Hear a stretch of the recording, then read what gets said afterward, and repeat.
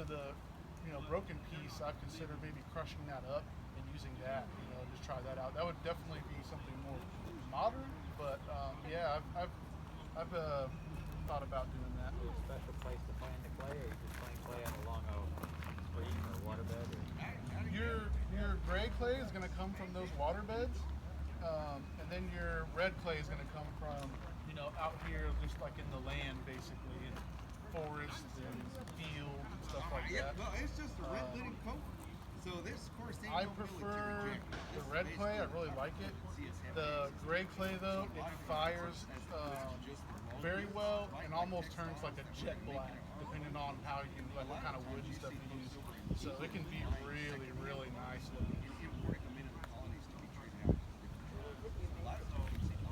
Right now I'm just making a porridge cup, so it's just gonna have a little handle on it. But this right here I made yesterday is called a pipkin.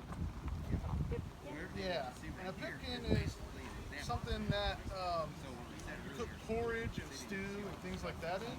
So you're gonna put a little stick in that hole, and you're gonna get it in over the fire. So it's not gonna be in flames, but you get it in over the coals. And those coals will cook and warm whatever you have in there, right? And though that's an English item, it's all made in the native techniques and with the native type of clay that we would normally use, right? And all of that. It's just the fashion of it is made in an English fashion. So we'll also make things like chamber pots. That's probably what I'll make tomorrow, is a chamber pot. And all of these things are considered what they call colonial ware. So it's made here in the colonies, and you'll find a little bit of it out in like kind of the plantations and things where they've seen us doing this type of stuff, and the enslaved folk are also making some very similar things for their own personal use in kitchens and stuff like that, where they're using their techniques. It's kind of a melting pot really of techniques when it comes to that. It won't have any kind of shiny glaze on it or anything like that. More utilitarian. Yep. Where will you fire these pieces? I'm going to fire them right here on site. It's going to be right in that fire pit right over there. Oh. And that's pretty well how we did it. There's not a whole lot of, detailed big kiln things that are built. Modern days, absolutely, you're going to find some things like that. But for the most part, it's just right in the fire. Now, will you, you wouldn't fire them just for one or two pieces. How many pieces? Yeah, exactly. So it'll be a good week and a half before I actually do any firing, because I will make, several pieces, hopefully about a dozen or so before I try to fire them, because I will be out here all day during then. They're actually going to have the site open during those times for people to kind of come by all day long, because I have to tend to the fire, I have to move the pottery, I can't just leave it. So yeah, I'll be here all day doing that. Now, Okay. There's some pluses and minuses to being here. The pluses that we're right across from the blacksmith shop. It's been really nice to have the shop really close. Yeah. Downside is this shop was never meant to be out in a shed. It's supposed to be in a workshop. Right. You never read about wheelwrights working out of sheds. They're always working out of shops. Yeah. Proper shops. Well, But tools we'll be and moving everything. back. Yeah. You have to adjust, as we all are these days. Oh, right? absolutely. Yeah, it's fine. Working in a combination of oak and ash, which are regionally available materials. Anything curved in our work has been sawn or chopped to shape. So one thing we're not doing is bending. So you're not steaming and bending. Okay. So we're using a special saw. It's got a very flexible blade, almost like a bandsaw. Right. The other option, especially for the parts that make up the rim of the wheel, is using an axe for the outside curve, and it adds on the inside of the curve. These are all based on templates we've created for the parts. Right. They're just symbols, right? So officers hold those while they're watching the lines and carry them around. But rarely you're going to see that officer charging the battle with that helper, right? Those are those old weapons that have kind of gone out of fashion on the field, in the battle, but exist as kind of like a throwback to their old history. So you can see this same type of textile being used to make things like leggings or wrap skirts or other garments. And then of course you can think of some useful things too, right? So as opposed to just items that ain't got no function. Textiles that have feathers woven into the pattern as you're going along. And so they create these Yeah, big you got it. So down these are made out of that can be worn, as well as strips of animal hide. so you can think of these. There's iron and then brass arrowheads right here. These are basically going to be hot ticket items as well because they're a matter of convenience, right? So on one end, we want stuff that's going to make us look nice, fashionable. And on the other end, we're buying things that are making our lives easier too, right? So of course, every man who's capable of going hunting knows how to make their own bow, their arrows, their arrowheads out of steel, or not out of steel, but out of stone. But why go through the trouble if we can just get a whole handful of these off of a trader like that, right? Now I don't have to worry about making those things and knocking them out of wood. Two, these are going to last longer than my stone points and things like that. So in a lot of instances, England are also manufacturing things that we know that they know we'll trade for because it's convenient. So even arrow shafts in bundles, they're churning those things out because they know we'll buy that item, so we don't have to make it ourselves, right? So sometimes they're manufactured, and then other times, things like these right here, when these kettles, when these brass kettles go bad and start falling apart, we'll take those things, break them, cut them up into different little slivers and things like that, and then those are going to become yeah. So just like today, we buy anything that we have because we want it or we need it. Right? Either it makes us feel good or it makes our life a little bit more easy. Same exact same thing in the 18th century. Maybe I can get close to that. I don't know if I'll ever Just get a little bit different. Would the magnifying glass there be for starting fires? Or? You got it. Yep. So this is known as a burning glass, and these are usually coming in from Germany.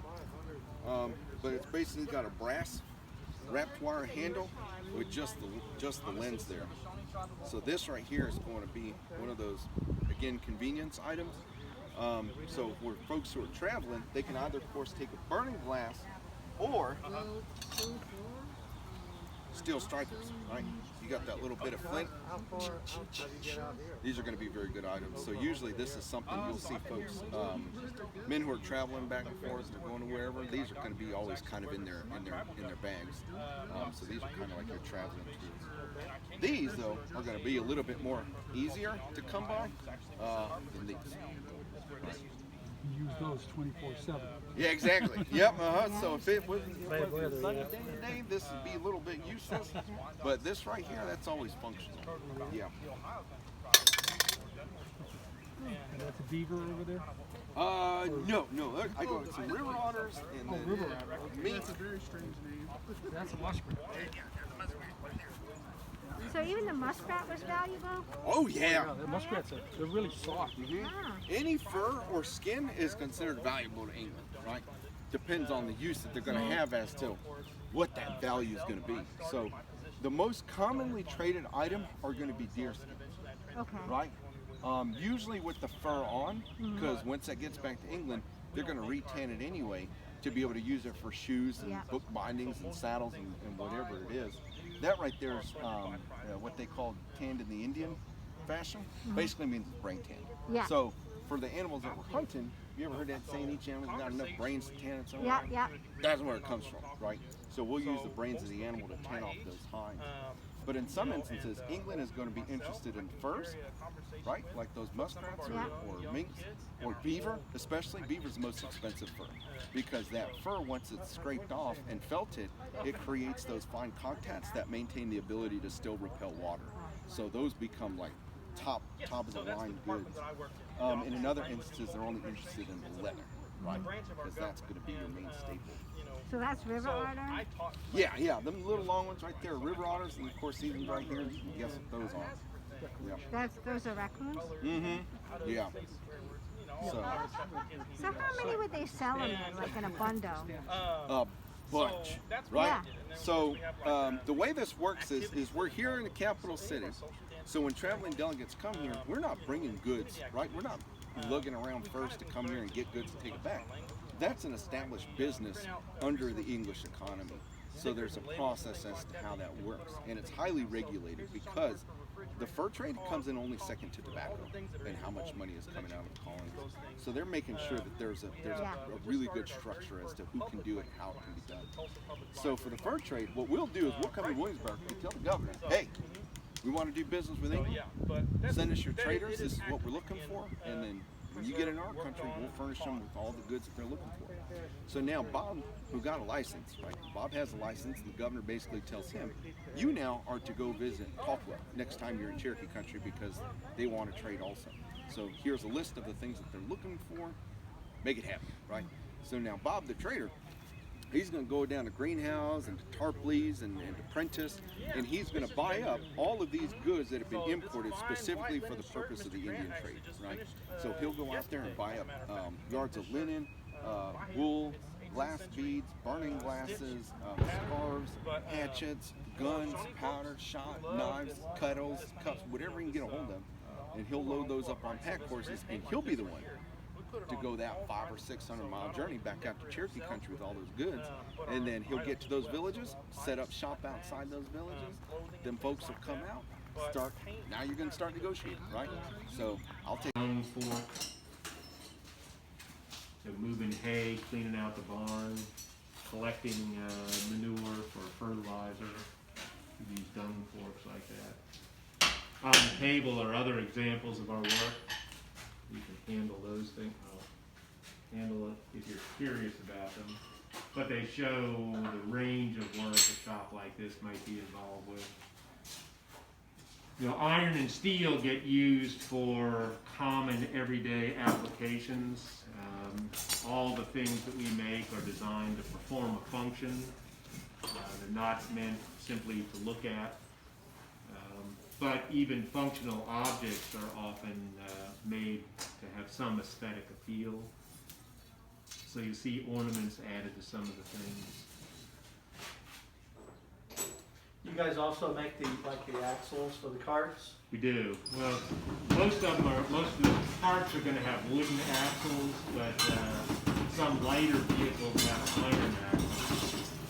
It might seem sort of contradictory that a lighter vehicle would have a metal axle, but when you're dealing with very heavy vehicles for hauling, the axles have to be.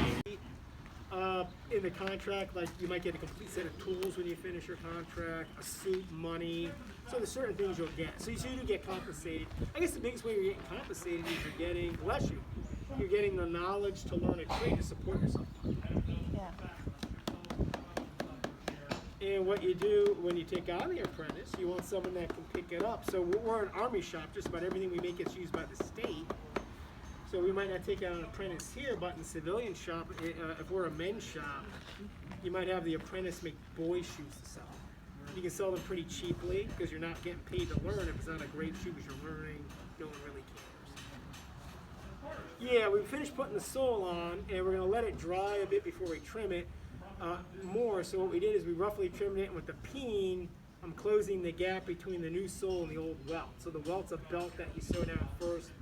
The sole's attached to it, so when I did the repair, I cut off the old sole, left the welt behind. Now that it's attached, we upset it so when we're done and we rasp and file it, it's nice and clean looking. And same thing with the heel. We're going to put a new heel in, then when we're done, we'll hit the peen, close the gap between the old and new heels. Shawnee politician here in the city, right? So think about different tribes that are coming in and out of Williamsburg pretty much constantly. I'm sure you probably heard a little bit about that so far, right?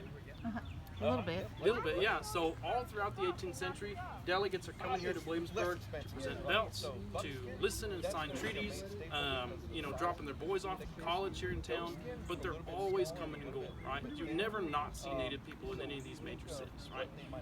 But myself right now, so I'm kind of in my finer clothes, right? So I'm in my nice fine linen shirt, all decorated up, got my silver on, got a piece medal, my nice leggings and moccasins, and so I'm looking like somebody who's coming in to talk to the governor, right?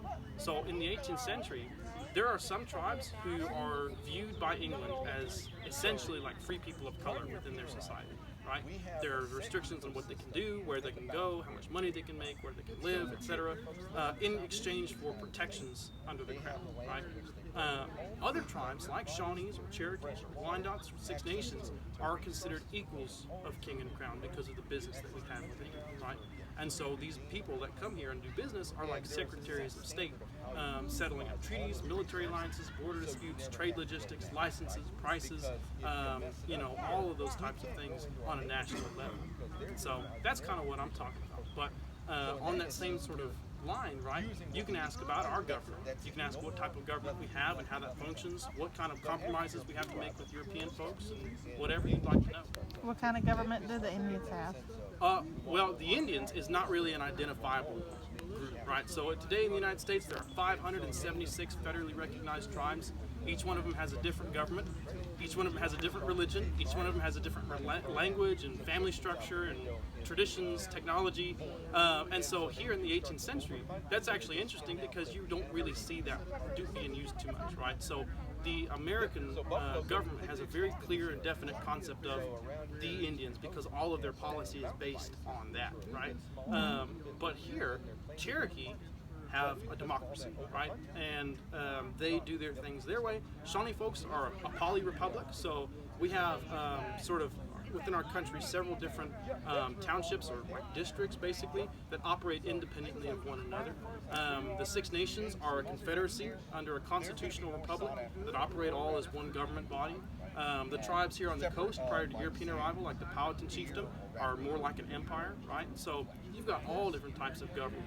So the Powhatans kind of like have a king? Yes, in a sense, right? They have what's known as a paramount chief, right? Wahun Sinnikock, or Powhatan, he inherited about 6 tribes from his mother who she had conquered, and then he went about the business of conquering all the other smaller tribes in the area to bring them under his control and rule, right? So you pay tribute to me, you give me your resources, etc., or I'll kill all your men and absorb your women and children into my community, right? And he did that until he had almost 40 different tribes under his control here that extended all the way from southern Maryland to the very northern tip of North Carolina and from Richmond east, right? Big old territory under one man, right? When England arrives here at places like Jamestown and starts settling in this area, that's who they're dealing with. And they're actually fairly comfy with it because his government system is very much like their monarchy. But when they start moving a little farther inland, that's when they start to come upon democracies. That's when they start to come upon republics that they're not really sure how to work with. So for my nation, some of the biggest challenges in dealing with European folks is that women run most of our government. So women are the heads of households, they own all property, they are the heads of families, they pass down the bloodlines, and you know, when we come into a place like Williamsburg to do business with the governor, we bring head women with us, right? They're not allowed to speak here in the city. Black folks and people within our community are not allowed to voice when we're here participating with European folks. Children are not allowed to voice or to participate while we're here, right? And so that's some of the challenging things. But on the inverse of that, when Europeans come into our territory, they are also expected to adhere to our rules. So they have to deal with women, they have to deal with black folks and other people who they don't consider equal to themselves. And so that's kind of the dividing line. What was your tribe again? I'm a citizen of the Shawnee tribe of Oklahoma. Were the Cherokees always a democratic people? No. So at one point in time, way long ago in their history, just like Shawnee folks, you know, Cherokee folks, they say that they had a group of people that sort of was like a theocracy that had power over lots of people, and they requested tribute from these folks and different types of gifts and things like that until to a point that they started abusing that power, and then a group of Cherokee men rose up and slaughtered all of those religious folks, and from that point on they said no one person would have any other say over anybody else. But that's old stuff. Congress up in Philadelphia. I have returned here to sit upon a committee with my former apprentice, I'm pleased to say now friend and colleague, Mr. Jefferson, also my friend Mr. Mason, Mr. Pendleton, and also Mr. Lee. A committee that is intent on revising the laws of Virginia. It is our task at present to not only consider the laws of Virginia proper over the past 150 years, but also to apply directly anything that might be necessary from common law over the past 1,000 years. A menial task. So forgive me, I'm not very funny. But I thought that considering the day, today is April the 28th, 27th? 28th, thank you. Obviously 1777. And considering where we find ourselves floating here now on this ocean in a new America, on board this vessel Virginia, I cannot help but think, sir, that many of us feel as if we are actually Odysseus himself, standing on board his vessel, pointing the ship towards Ithaca, his home. But how long will it be before we arrive? I need not tell you that for 2 years now a war has raged here upon this soil that was once a war with the intent that we should be declared, that we ourselves should be declared full subjects of the British Crown, restored rights fully under the British Crown, and now is a war for our independence from the very same. So I thought that we might enjoy coming together so that we might discuss how we will find our way home. After all, as you well know, it took Odysseus how long? 10 years to make his way home. Will it be 10 years for us? What do you think? I don't know either. Where is home? How can we know? There is a way. And I'll tell you. Let us begin with some familiar words, shall we? Ones that over the course of the past, how many months? 9 months or so, you no doubt have become very familiar with. When, in the course of human events, it becomes necessary for one people to dissolve the political bands which have connected them with another, and to assume among the powers of the earth the separate and equal station to which the laws of nature and of nature's God entitle them. A decent respect to the opinions of mankind requires that they should declare the causes which impel them to the separation. We hold these truths to be self-evident, that all men are created equal, that they are endowed by their Creator with certain unalienable rights, that among these are life, liberty, and the pursuit of happiness. That to secure these rights, governments are instituted among men, deriving their just powers from the consent of the governed. And that when any form of government becomes destructive to these ends, it is the right of the people to alter or to abolish it and to institute new government, laying its foundations on such principles and organizing its powers in such form as to them shall seem most likely to affect their safety and happiness. These are familiar words to you, are they not? Almost. No doubt you have identified them already as the words written by my former apprentice, again pleased to say now friend and colleague, Mr. Jefferson, in the Declaration of Independence. But you know, Mr. Jefferson, when he came to study the law under my guide some years ago, came to me with the understanding that many do when they study the law, or indeed many of their parents do when they send their children to study said law. They think, madam, that all they will do is study municipal law.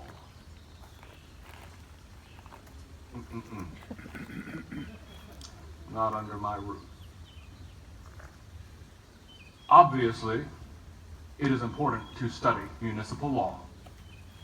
Municipal law is the law of locality. Our locality being the city of Williamsburg. You might refer to York County or James City County, all of those being municipalities. You could even refer to the laws of Virginia as a whole. That being said, when someone comes to study the law in my home, we study 4 points to the law. And the municipal law is, in fact, the least of the authoritative between them. Let me explain. The municipal law is man's law. I think you'll agree with me on that. But, madam, it is not the superior man's law. Man's superior law, I made mention of a short time ago. We refer to it more commonly these days as common law. That is an aspect of this superior law, known as the law of nations. You might refer to it as international law. This law encompasses all of British legal history by way of common law, but it also goes farther. Law of nations refers to very commonly that of law of admiralty, meaning law on the oceans, which encompasses a lex ordigia. It also encompasses the laws of Justinian, which are rooted well within our system. I think you know what they are: to live honestly, to harm no one, and to give each man his due. But there is a law superior to that. Municipal law, law of nations. And then there is what is referred to as the law of revelation. You might refer to this as the Torah, or Scripture. This is the law that was revealed to man by his word. But there is indeed a law that is superior to that.